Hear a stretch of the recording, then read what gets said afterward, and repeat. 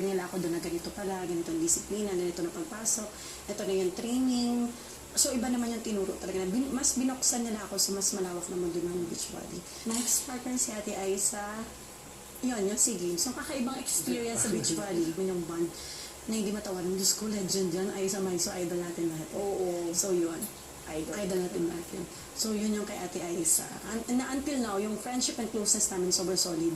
So, nagsimula yun sa beach volley. Next partner ko, Nene Bautista. Nag-partner ulit kami na Nene. So, yun na naging consistent ko. Anywhere naman sa army, kami talaga yung mag-partner dalawa. Ang taas ng IQ ni Nene. So, saludo ako doon. So, nakakatawa kasi hindi panalo pa rin kami siya edad na to. Next partner ko si Deej. Thank you kay Deej. Siya ang pinaka-first international na partner ko na bigyan ako ng medal. So, thank you, Deej. So, si Deej. Shoutout kay Deej. Deej, oo, sa Asian Day. Grabe. Nakachap siya, may pip. Oo. Tsaka thank you sa pasalubong, Deej. Ay, ba't ako wala? Next, si Sisi. Sobrang thankful din ako kay Sisi na yung last namin na nandun, FIVB, na nakuha namin yun. And grabe din yung alalay niya din dun. Kasi wala kaming preparation and all. So, in-embrace namin pareho yung chance, yung opportunity na binigay sa amin ng Philippines. And last SEA Games, unfortunately, hindi namin siya napangawakan.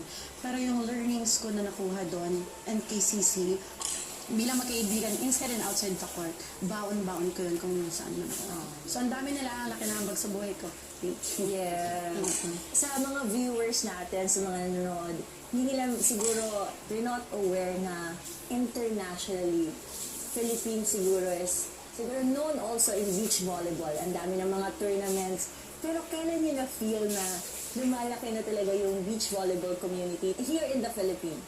Ngayon talaga, kasi dala ng performances of both the women's and men's national team. So, shout out to them who are consistently, yearly since nabuo, training na talaga. And parang it's starting to reap the benefits ngayon na kahit paano, ang ganda na ng performances sa labas. Yung training program ni Coach Dolo, para sa akin very on point talaga siya. And nakakapag-keep up talaga tayo sa ibang bansa. And nakikita mo naman sa performances ng si Pons, ni Deej, and all the rest of the nahawakan ni Coach Dolo.